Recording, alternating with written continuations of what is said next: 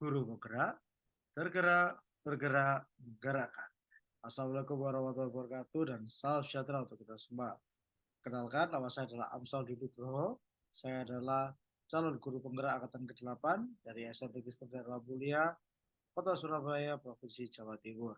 Dalam video ini saya rindu untuk berbagi kepada Bapak Ibu semua tentang koneksi antar materi yang telah saya pelajari di modul 3.2 tentang pemimpin pembelajaran dalam pengelolaan aset.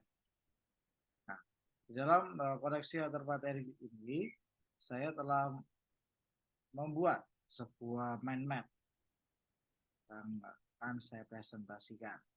Berikut ini adalah mind map-nya, bahwa saya mengambil sebuah kesimpulan bahwa dalam seorang pemimpin pembelajaran dalam pengelolaan sumber daya tersebut, langkah pertama yang dapat kita lakukan adalah mengenali dan mengembangkan lingkungan kerja bagi seluruh warga sekolah. Ya, pemimpin pembelajaran perlu mengenali 7 modal aset yang ada di lingkungannya, yaitu manusia. Nah, yang pertama adalah manusia. Manusia ini tidak hanya sekedar bapak ibu guru, lalu murid, atau tenaga kependidikan saja, namun juga bisa dilibatkan juga orang tua yang ada. Nah, terus bahkan juga ya dalam yayasan seperti sekolah saya di SMP Darul Mulia itu ada ada tim-tim khusus baik itu komunikasi, tim keuangan, yang juga membuat atau mengembangkan juga uh, kegiatan dan juga program-program sekolah untuk menemukan potensinya untuk seluruh sekolah tersebut. Sosial, nah ini adalah suatu hubungan baik yang akan hubungan dari setiap warga sekolah. Tentu hubungan-hubungan ini supaya bisa menjadi lebih baik, maka ada nilai-nilai yang perlu dipahami atau juga dipegang oleh seluruh warga sekolah. Fisik, fisik ini adalah tidak hanya sekedar bangunan, kelas, dan semuanya yang ada di dalam sekolah SMP Kristen Darul Mulia, tapi juga akan banyak hal ya, seperti juga ruangan-ruangan yang ada, itu pun juga jadi modal fisik yang bisa saling kita bantu. Lalu berikutnya lingkungan atau alam. Lingkungan atau alam ini adalah di Surabaya sendiri ada berbagai fasilitas umum yang ada. Nah, ini bisa dipakai juga untuk mengembangkan lingkungan sekolah. Saya masih ingat cerita saya di ruang kolaborasi bahwa lingkungan atau alam ini adalah di depan sekolah saya, bahkan itu ada taman yang bisa dipakai untuk pembelajaran kontekstual learning, mengenal flora, bahkan juga dipakai untuk yearbook atau bikin buku tahunan saat di akhir pembelajaran. Finansial ini juga penting dalam modal tujuh aset tersebut, dan tidak hanya dana bos atau juga dana Pokda atau bantuan operasional daerah, tapi di sekolah saya pun juga ada SPP bagi yang baru masuk, pertama ada UP, uang pembangunan, dan juga ada uang kegiatan yang akan digunakan oleh setiap siswa untuk mengikuti pembelajaran di sekolah saya di SPP Darul Mulia ini. Lalu agama atau budaya. Nah, sekolah saya di SMP Darul Mulia ini memiliki beraneka macam agama yang ada, dan juga banyak sekali budaya-budaya. Tidak hanya sekolah saya ini SMP Darul Mulia ini tidak hanya dari Surabaya saja, tapi juga anak-anak luar pulau pun juga ada di sekolah SMP Darul Mulia ini. Politik, nah ini adalah suatu jabatan yang dimiliki dan juga bisa digunakan untuk proses pembelajaran. Contohnya saya pribadi, saya memiliki jabatan sebagai alumni di Universitas Katolik Widya Padala, dan saya bisa mengenal para dekan-dekan atau prodi di fakultas teknik tersebut, sehingga saya bisa datang ke sana dan juga melakukan negosiasi supaya siswa kami di SMP Darul Mulia bisa belajar di sana. Nah, semua aset tersebut dapat digunakan untuk mengembangkan potensi seluruh warga sekolah, tidak hanya siswa, ataupun juga guru dalam suatu pelatihan-pelatihan, tapi juga seluruh tenaga kependidikan, baik dari workshop atau untuk webinar yang ada di sekolah, itu juga bisa mengikutinya. Lalu, setelah mengenali lingkungan sekolah dan mengenali 7 aset tersebut, nah, dalam seorang pemimpin pembelajaran perlu juga memiliki pola berpikir yang benar ketika setiap tantangan ini dapat muncul. Nah, maka kita harus mencari kekuatan bukan kekurangan.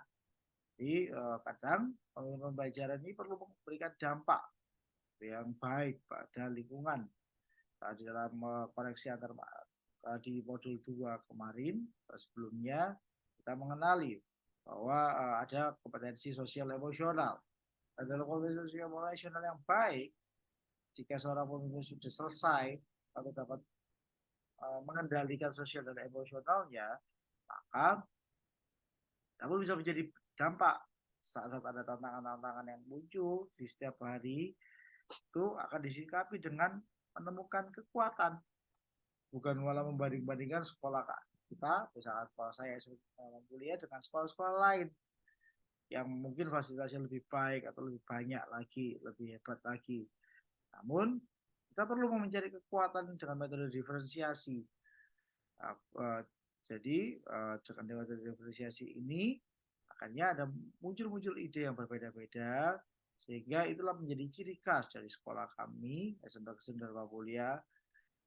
Jadi tidak berpihak lagi pada kekurangan, sehingga seperti di modul 1 dulu saya pelajari bahwa setiap siswa itu bisa selamat menemukan kebahagiaannya dan bisa berdampak bagi diri sendiri maupun juga orang lain, sehingga dapat menemukan potensinya. Yang berikut ini ada beberapa aksi nyata yang telah saya lakukan. Baik itu yang pertama adalah aksi nyata ketika saya melaksanakan virtual Scout Camp.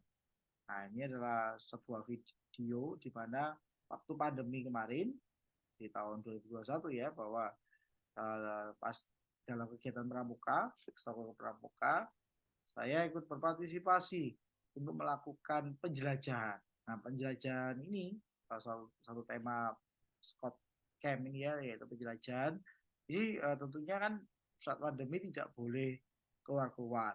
Nah, ini saya menggunakan fasilitas yang ada di Surabaya. Penjelajahan di Surabaya, yaitu ketika saya melihat sekeliling-keliling yang ada di Dharma Mulia, di sekolah di Surabaya ini. Nah, lalu waktu penjelajahan tersebut saya menggunakan transportasi umum. Saat itu masih gratis ya ini ya, Surabaya Bus ini. Nah, di situ kita bisa menjelajah, ada monumen-monumen yang ada di Surabaya, dijelajahi, ditunjukkan semua. Hingga akhirnya di sini, Tugu Pahlawan. Nah, di dalam Tugu Pahlawan ini ada sebuah challenge untuk setiap peserta didik, yaitu menentukan berapa ketinggian dari Tugu Pahlawan tersebut. Nah, tentu untuk menemukan ketinggian dari Tugu Pahlawan ini itu bisa menggunakan metode matematika yang ada di yang telah dipelajari dan juga dipelajari juga di kegiatan Scott Challenge ini. Nah, ini juga merupakan sebuah perbedaan gitu ya. Ini yang saya ceritakan tadi sebelumnya, bahwa pastinya dengan kita melihat bahwa kita memiliki aset yang ada di sekolah kita, di lingkungan kita Surabaya ini, maka itu semuanya bisa digunakan untuk mengembangkan potensi.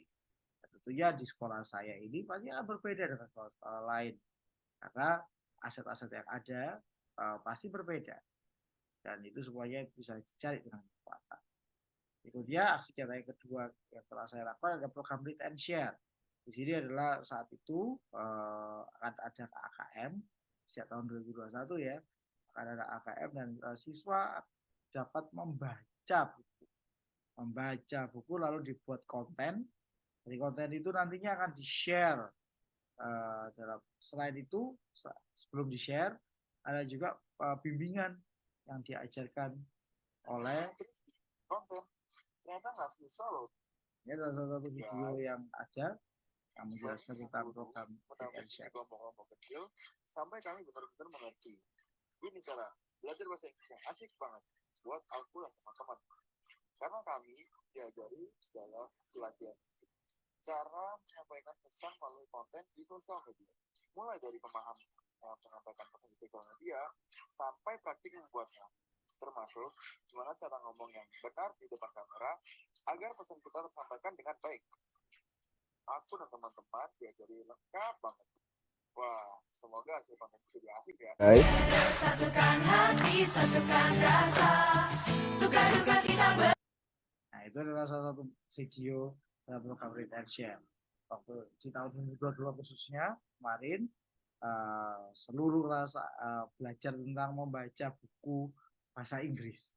Ya, ini challenge atau tantangan untuk setiap anak-anak. Setiap anak-anak pun juga akhirnya bisa menguasai bahasa Inggris tersebut. Nah, sejak 2 tahun yang lalu sudah belajar Read and Share dan juga karakter siswa dikembangkan dalam ekstrakurikuler pramuka, maka ini adalah hasilnya ya, dalam raport mutu pendidikan bahwa kemampuan literasi di sekolah saya ini bisa baik, bahkan 100% siswa sudah mencapai kompetensi minimum dan kualitas pembelajaran pun juga memberikan dampak yang baik juga daripada naik juga semuanya. Ya, itulah cerita saya dalam koreksi antar materi ini. Demikian informasi yang dapat saya sampaikan. Atas perhatian kerjasamanya saya ucapkan terima kasih. Guru penggerak, tergerak, bergerak, gerakan. Wassalamualaikum warahmatullahi wabarakatuh.